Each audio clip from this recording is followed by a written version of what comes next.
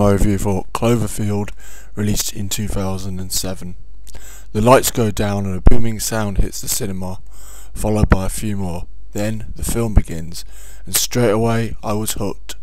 We pick up the film from the view of retrieved footage that we assume was picked up by the government/army with the case entitled Cloverfield, starting at an area once known as Central Park.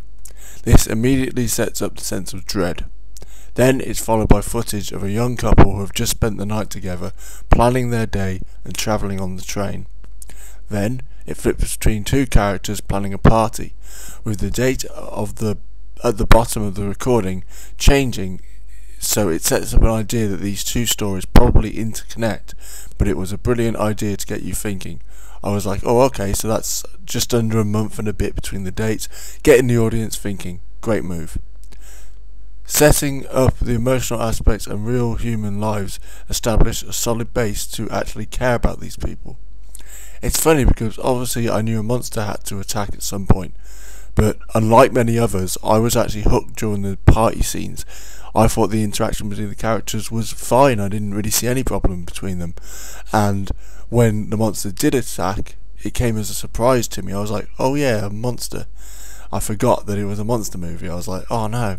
Actually, part of me was like, damn, I have to get used to a new film now, because I was worried that the tone would change in terms of the characters. However, it didn't. When a character dies, they take time to show how it affects the fellow characters. Obviously, they don't spend too much time on it. It's an action movie with a monster, but it was enough, and many other disaster movies wouldn't take any time for the characters at all, so I was happy to see that they did. The monster itself, not to give too much away, well actually that's a good point. To go off on something else for a second, the viral promotion campaign was the main part of this factor. I don't feel right to mention details of the monster because the promotion was so good that it kept you guessing. Whether it was slight glimpses on the trailers, posters, internet stuff, including fake MySpace accounts for the characters, it was so brilliantly done. I don't want to ruin the surprise for those who have not seen it. I will say that the action is tense and gripping. There is a moment where the monster strikes a helicopter emerging from smoke, and it made me jump, and I challenge you not to do the same. Director Matt Reeves had previously directed The Pallbearer, a quiet, dark romantic comedy, a brilliant film that I have loved for many years. It's in my top 10 of all time, way before Cloverfield was announced. However, given the genre of this film then contrasted with the genre of The Pallbearer, I was a little worried that it might not be carried off due to the staggering difference in tone. Don't be alarmed by that. This is as good as a disaster movie as I have ever seen. It's the best I've ever seen, in fact. He seems to have taken to it like a duck to water. Before this turned into a love fest, I should point out that though I loved the film as a whole, there was one moment that I really did not like, and was made more irritating by the fact it went against everything the rest of the film was about.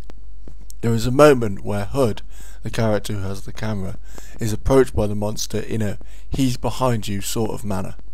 He turns around and the character looks up, as does the camera, and sticks on the monster for 5 to 7 seconds.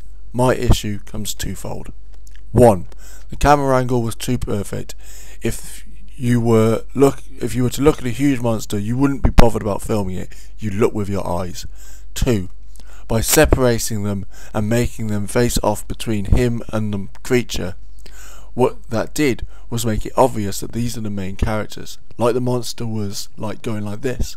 I could go over there, or maybe I could go over here where the stars are.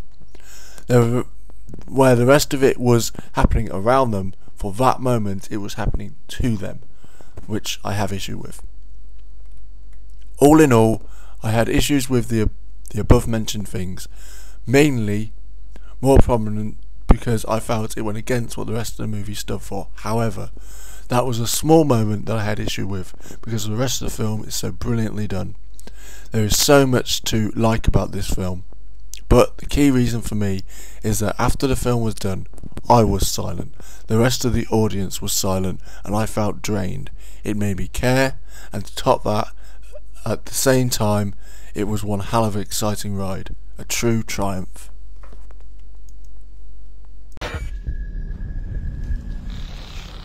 What was that?